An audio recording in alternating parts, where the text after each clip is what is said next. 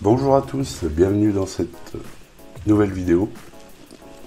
Donc cette fois un test, le test du Humidigi S5 Pro que je vous avais déballé il y a quelques jours. Je veux encore remercier Yvon de la chaîne Smart Yvon qui m'a prêté le téléphone. Je vous mettrai le lien vers sa chaîne, il fait des tests high-tech, téléphone, un peu des produits high-tech. Donc je vous mettrai le lien vers sa chaîne dans le petit i ici et puis dans la description, avec tous les liens dont vous auriez besoin. Donc là vous voyez je suis en train de montrer le capteur sous écran parce que c'est quelque chose, j'ai vu dans les commentaires qui...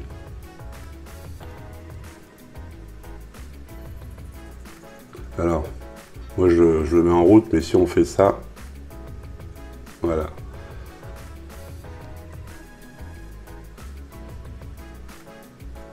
Voilà, je voulais faire cette petite parenthèse d'entrée pour ceux qui disent que le capteur d'écran ne fonctionne pas bien. Donc il est moins rapide que les téléphones haut de gamme, mais il fonctionne bien. Donc pas de reconnaissance faciale, on va passer tout de suite au design. Hein. Donc qui est très bien construit, très joli. C'est un bleu-vert très joli. Bon là il prend des traces de doigts, ça c'est inéluctable. Bon, un design, on va dire, classique par rapport à ce qui se fait en 2020 en tout cas. Donc ici un full screen. Hein. Full screen, bon le menton ça va, il n'est pas trop épais. Les bords sont relativement fins. Full screen parce que vous avez une caméra pop-up ici. Donc la caméra selfie, qui est une caméra de 16 mégapixels. Donc voilà ce qu'on peut dire sur le design.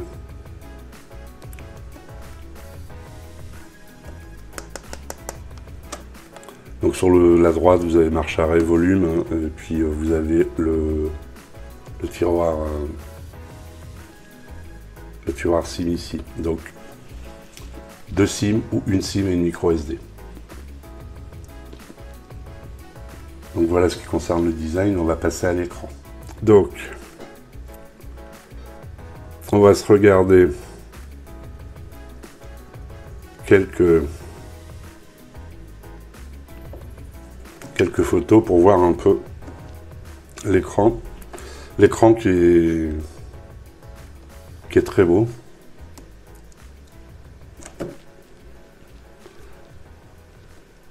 Donc c'est un écran AMOLED.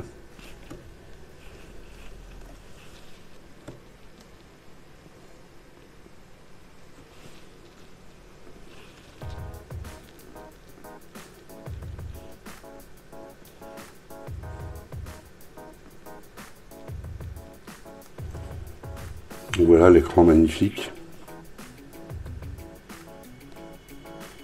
Donc je vais vous passer une vidéo.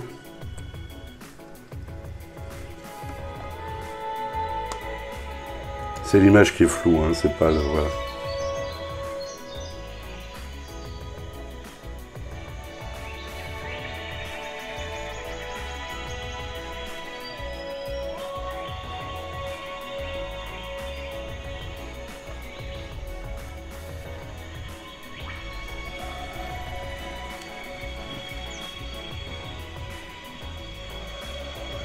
Donc voilà pour ce qui est de l'écran. Donc l'écran, je vous disais, je ne sais pas si je vous l'ai dit, c'est un écran de 6,39 pouces AMOLED en Full HD+, qui couvre 83% pardon, de la surface du téléphone, 403 ppi de densité de pixels. Donc voilà, l'écran c'est un 10 touches. Donc on va parler du hardware sur ce modèle. Alors a priori ils ont fait un modèle unique sur le Humidigi S5 Pro, il n'y a qu'une configuration, en tout cas pour l'instant.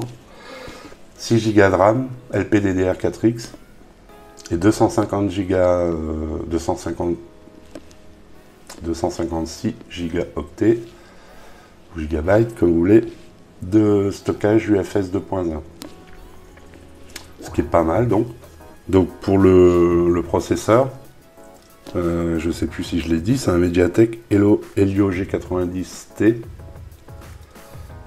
donc un très bon processeur hein, qu'on a vu sur beaucoup d'appareils, même encore cette année sur le Redmi Note 9. C'est un octa-core, c'est un processeur qui fait dans les 280 1290 000 points en tout. Alors je peux pas vous faire de test en tout, je vais vous montrer. Voilà.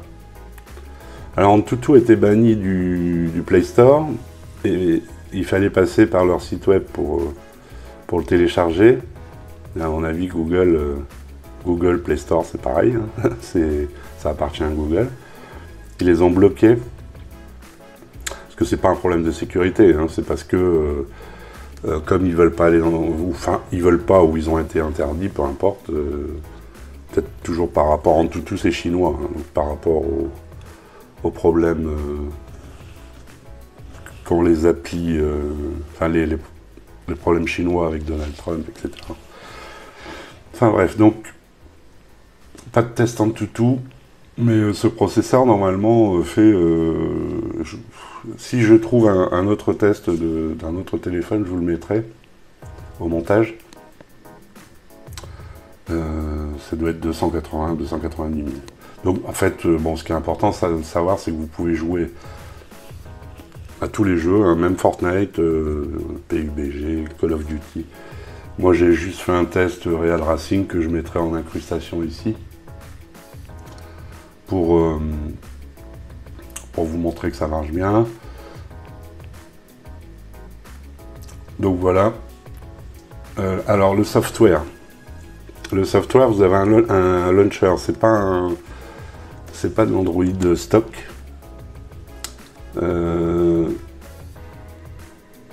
Alors, est-ce que c'est bien, est-ce que c'est pas bien? Ça sera à vous de voir.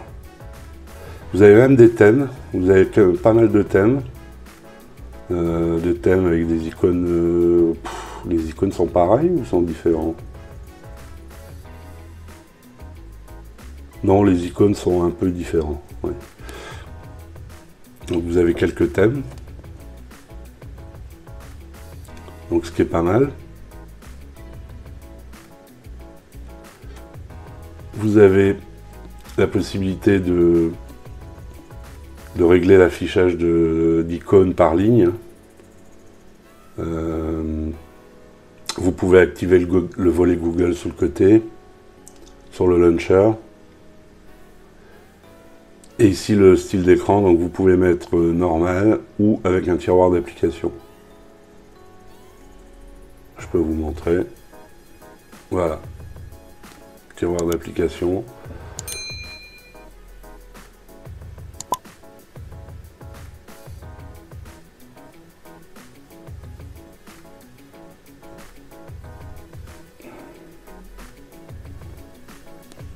Donc voilà, vous avez le choix.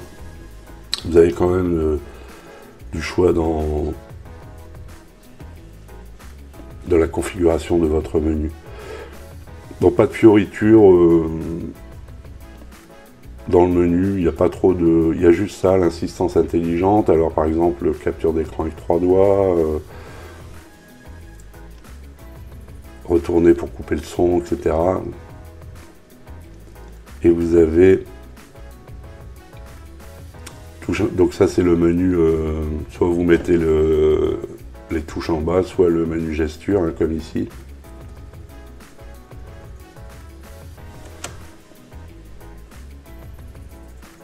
Il n'y a pas de... Vous pouvez régler aussi, c'est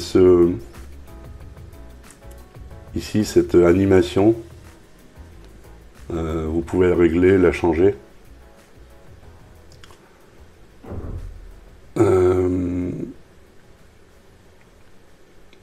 Après le menu d'empreinte digitale.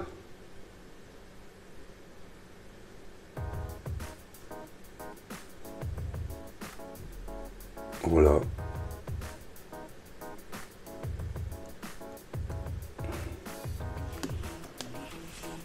voilà pour ce qui est du hardware software. On va passer maintenant à la connectivité. Donc vous êtes sur un téléphone en USB type C, bon, c'est le moins qu'on puisse faire. Micro, haut-parleur. Donc vous avez du Wi-Fi 5, c'est-à-dire vous avez l'AC, le 5 GHz. Vous avez du Bluetooth 5, du VoLTE, on le voit même ici, il est activé. VoLTE, j'ai pas regardé pour les appels Wi-Fi.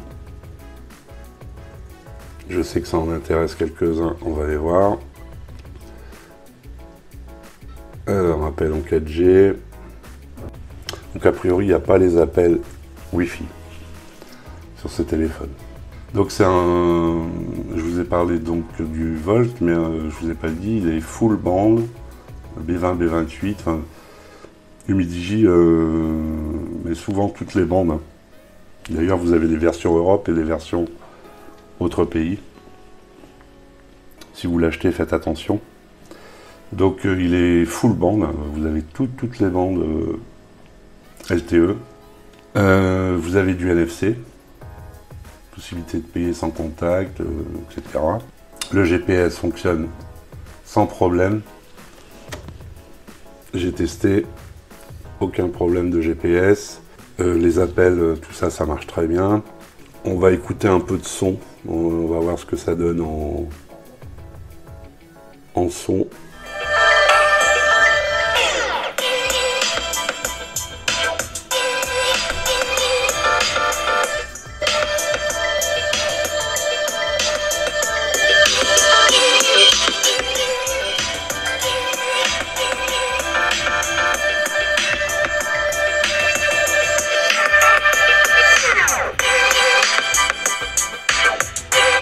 Donc voilà, le son est pas mal. Pas mal du tout. Pour un smartphone, c'est très bien. Il est assez puissant. Il a un peu de basse. Donc je crois qu'on a fait le tour de la connectivité. Non, on va parler d'autonomie. Alors la batterie, c'est une batterie de 6000... C'est une batterie de 4680 mAh, une charge 18 watts qui est... Le chargeur est fourni dans la boîte. Une charge rapide. Donc l'autonomie, ben, vous tenez 2 jours, enfin ça dépend de l'utilisation, mais vous tenez la journée sûre. Et puis 2 jours si vous êtes un peu plus modéré dans l'utilisation de votre téléphone. Alors photo, je vous montre le logiciel photo. Vous avez un mode nuit. Bon, les modes nuit, moi je suis jamais trop convaincu, hein, c'est jamais... On fait pas des photos de nuit, on fait des photos crépuscule ou dans une soirée, il y a moins de lumière, mais jamais la nuit, quoi. Bon, du HDR, vidéo, vous allez jusqu'en 4K. Voilà. 4K, alors en 30 fps.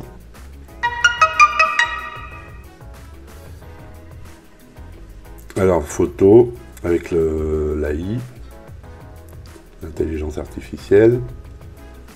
Alors je vous montre ce que vous avez. Vous pouvez choisir la taille d'image, filigrane.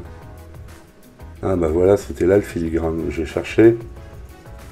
Et du coup, sur les photos, il n'y aura pas de filigrane, je crois. Les photos que je vais vous présenter après. La photo Ultra HD, c'est-à-dire en 48 mégapixels. Le mode pro et les plus. Donc dans les plus, vous pouvez faire des gifs par exemple. Vous avez des filtres, le mode beauté, panorama, un mode ralenti, scanner des QR codes et puis le mode macro. Donc voilà pour ce qui est du logiciel. Alors je vous montre un peu le...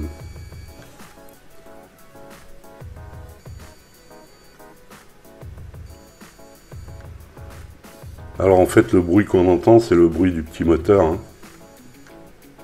C'est pas un bruit comme il y avait sur les Mi 9T.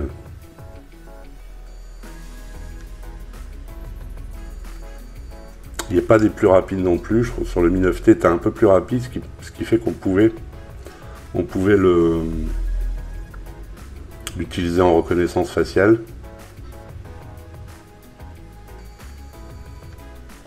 Il a une sécurité, hein, donc si vous appuyez dessus, il va se refermer. Et s'il y a une chute, il va se refermer aussi. Donc voilà, je vais vous passer quelques photos que j'ai prises. Et on se retrouve pour terminer ce test avec la conclusion, les plus, les moins.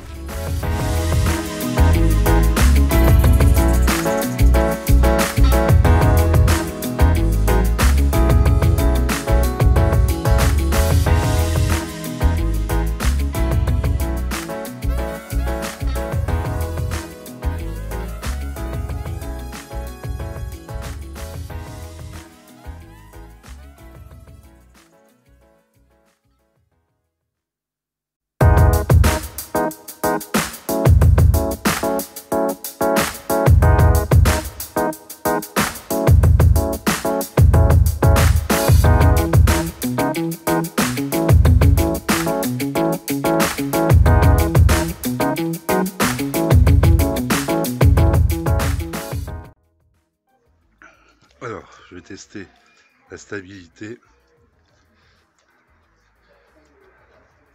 à l'écran. Je bouge le téléphone à l'écran, ça bouge un peu. J'espère que vous m'entendez. Je sais pas si...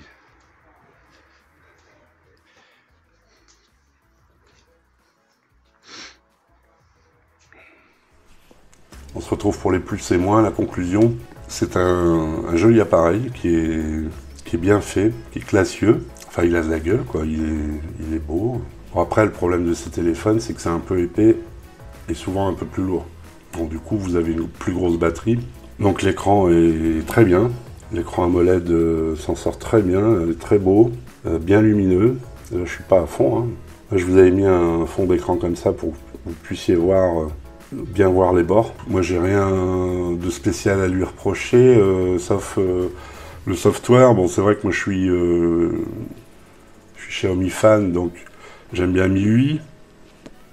Ouais, ici, ils ont mis un launcher qui va un peu imiter MIUI. Et ceux qui n'aiment pas, ben, ils auront toujours la possibilité de mettre le tiroir d'application. Vous avez des thèmes. Bon, après vous pouvez mettre un autre launcher, ça c'est pas un problème. Sinon, ben, vous avez un bon processeur dedans, hein. C'est le G90T de Mediatek qui est bien connu. La caméra pop-up, bon, oui, ça permet d'avoir un écran full screen. Normalement, c'est quand même, maintenant, c'est maîtrisé cette technologie, donc je pense pas que vous ayez des problèmes avec ça. Le capteur sous l'écran, alors il paraît qu'au début il fonctionnait pas bien, bon, mais que suite à une mise à jour, ça a rectifié le tir. Ben, en tout cas, moi je peux dire que là ça fonctionne, il n'y a pas de problème. C'est pas des plus rapides, hein, c'est comme la caméra pop-up, mais ça fonctionne. Les photos sont potables. En vidéo, la stabilisation, c'est pas ça, hein. C'est pas terrible au niveau stabilisation, mais au niveau photo, dans des bonnes conditions, c'est potable. Oui, bah tiens, j'en ai pas parlé, mais vous avez un mode nuit au niveau des menus. Voilà, ça vous l'aurez vu. C'est un téléphone qui est pas mal du tout, qui a des atouts. On le trouve en France à 269 €, je crois. Si vous voulez l'acheter en France, chez Cdiscount, il me semble, je vous mettrai les liens dans la description. À ce prix-là, vous pouvez avoir un Redmi Note 9 Pro, mais vous n'avez pas d'écran AMOLED. C'est son point fort, c'est son écran, hein. Donc ça reste convenable. Après, vous pouvez le trouver en import, un peu moins cher, hein. Je crois que sur Banggood, il était dans les 210, 214, quelque chose comme ça. On va en rester là pour ce test. Je vous remercie de l'avoir suivi. Et je vous dis à bientôt pour une prochaine vidéo. Ciao!